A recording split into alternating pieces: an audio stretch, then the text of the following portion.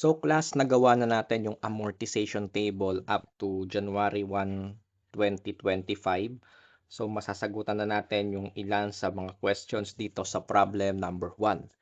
Question number 1, how much is the amount of interest income should Carina Bank recognize on December 31, 2023? Okay? Ang answer natin dyan, class, is eto, no? Itong 151,741. Okay? Question number 2, how much is the carrying amount of the lease receivable as of December 31, 2023?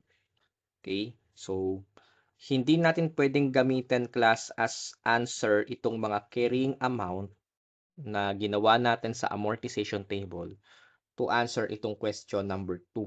Okay?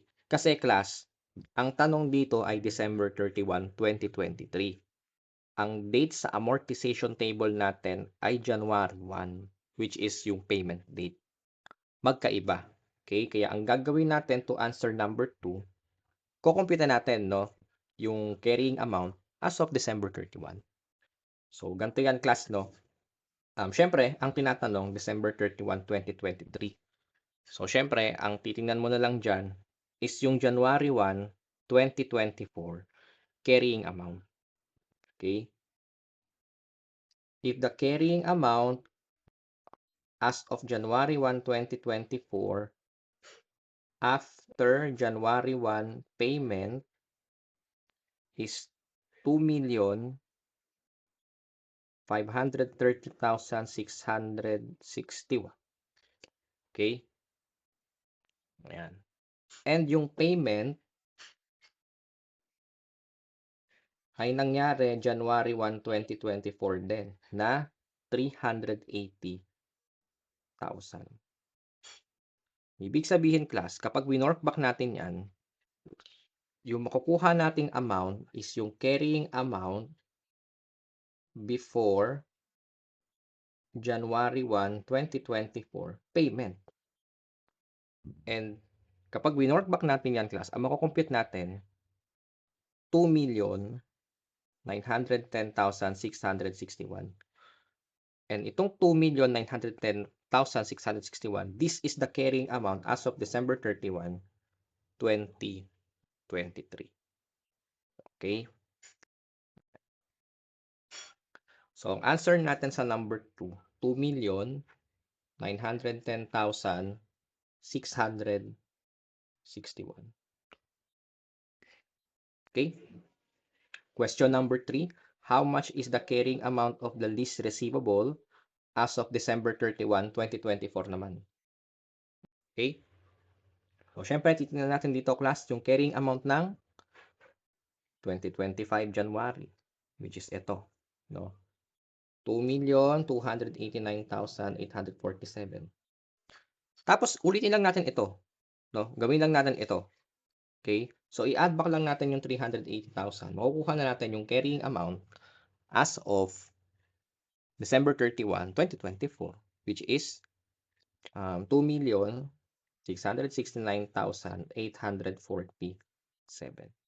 So, ito yung answer natin sa question number 3. Okay, so question number 4, assume on January 1, 2033, the fair value of the equipment is 100,000. Prepare the journal entry to record the revert of the equipment to the lessor. Okay, so ang gagawin natin, class, no, to answer tong question number 4, ang gawin na lang natin, i-record na lang natin yung journal entry i-record na lang natin yung journal entry sa January 1, 2033. And ipa-flash ko sa aking screen, class, yung kompletong amortization table ng problem na ito.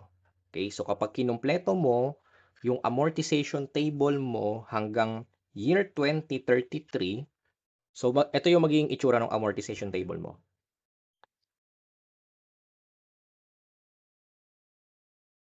So, paki-take note ako ng class, pakitandaan ako ng figure dyan, particularly yung year 2033, yung year 2033, kasi meron dyang amount na isama natin sa ating journal entry. Okay? Ayan. So, yan yung amortization table hanggang January 1, 2033. So, to answer yung question number 4, i-journal entry na lang natin yung January 1, 2033. Okay? Ayan. Take note class na ang residual value dito is guaranteed. So, ibig sabihin, si Carina Bank, marireceive niya yung guaranteed amount na 200,000 na value ng equipment. Yung 200,000 na value. Okay? Guaranteed kasi. Pero class, ang nangyari kasi dito, the fair value of the equipment is 100. So, ibig sabihin, bumaba, no, ang fair value. Guaranteed scenario ito. Okay? So, ito yung journal entry for number 4. So, syempre, ang credit natin dyan plus lease receivable, 200,000. Okay? Ang debit natin dyan, equipment. At what amount? Okay? At its fair value, 100,000 na lang. Kasi 100,000 na lang ang fair value ng equipment. Okay? So, yung entry natin ay hindi balanse, no? Dahil bumaba, class, ang value ng equipment from 200 to 100 at ito ay naka-guaranteed residual value scenario. Therefore, si Leslie, which is si Giselle, kailangan niyang ibayad kay Carina Bank yung difference. Para si Carina Bank, marireceive niya talaga yung value na 200,000 pesos. Kaya si lessor, magkakaroon siya ng debit cash na 100,000.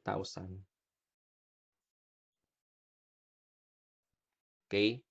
Itong 100,000 na to, galing yan kay Giselle Company para mabuo yung guaranteed amount na 200,000.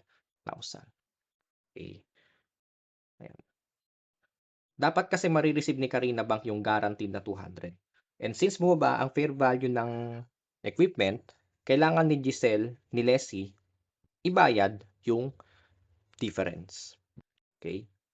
And syempre, debit unearned interest income, credit interest income. For the interest income, no, 10,427.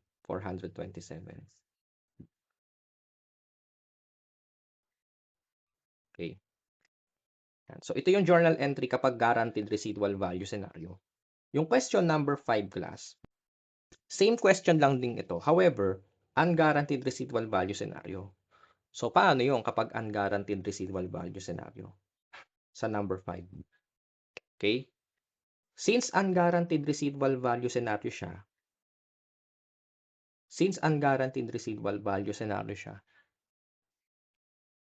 hindi kailangan ni Leslie na ibayad yung kulang. Okay? Kasi unguaranteed naman eh. No? Kaya ang entry natin dito, class, ganun pa rin, debit equipment, 100,000, credit release receivable, 200,000. Since unguaranteed residual value siya, class, no need for lessee na ibayad yung difference. Kaya ang debit natin dito, instead of cash, loss na yan sa part ni lessor. Okay? Loss na yan.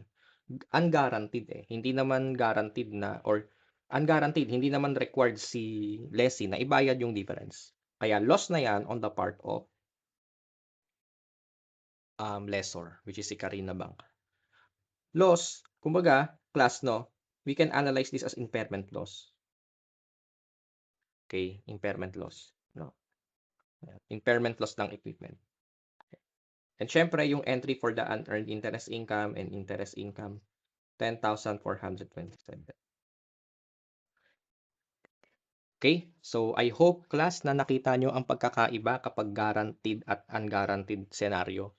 Kapag guaranteed scenario, kapag kulang, no, kapag kulang ang fair value, kailangan ni lessee na ibalik yung sobra. Kailangan niyang ibayad yung kulang. Kagaya sa number 4. Okay? Ibinayad ni lessee yung kulang na 100,000 para mabuo yung guaranteed amount na 200,000. On the other hand, kapag unguaranteed, there is no need for the lessee na ibayad yung kakulangan sa fair value. Okay? Kaya loss na yon sa part ni lessor. Okay? Number 6, assume on January 1, 2033, the fair value of the equipment is 300. Ayan. From 200, naging 300. Paano kaya yon class, no? Okay? From 200 na naging 300. Ayan. Okay. Kapag ganyan class na sumobra naman sa fair value at guaranteed scenario tayo, wala namang kailangang bayaran na mangyayari. Kasi sobra naman eh. Ang guaranteed lang ay 200. Pero yung fair value ng equipment ay 300. So okay lang, no? Guaranteed na marireturn yung 200,000. Kaya ang entry natin dyan, debit equipment, credit lease receivable, 200,000. And syempre, yung interest income, sama pa rin natin yan. Debit and earned interest income, credit interest income, 10,427. Okay? So, kapag mas mataas sa fair value, ayan, as is, no? Basta dapat marireceive lang yung 200,000 na guaranteed amount. In this case, 300,000 naman kasi yung fair value. So, sigurado na mako-cover yung 200,000 na guaranteed amount. Okay? And number 7 plus, assume on January 1, 2033, the fair value of the equipment is 300,000. So, prepare the journal entry under the unguaranteed residual value. So, same question with number 6, but this time naman, unguaranteed. Okay? So, ganun din class, no? The entry would be the same with question number 6. Kaya, sinulat ko na lang, no? Ang entry natin, same with number 6. Yung answer natin sa number 6 at number 7 ay parehas lang. Okay? Ang bottom line lang dito, class, kapag hindi mare-recover, no, yung entire guaranteed amount, kasi dun lang lumalabas yung accounting problem. Kapag hindi mare-recover yung guaranteed amount na 200,000, kagaya sa question number 4 and number 5. Kung equal naman or sobra sa guaranteed residual value, yung fair value ng equipment, then walang accounting problem halos doon, no? Okay, we can simply record equipment and lease receivable at guaranteed residual value.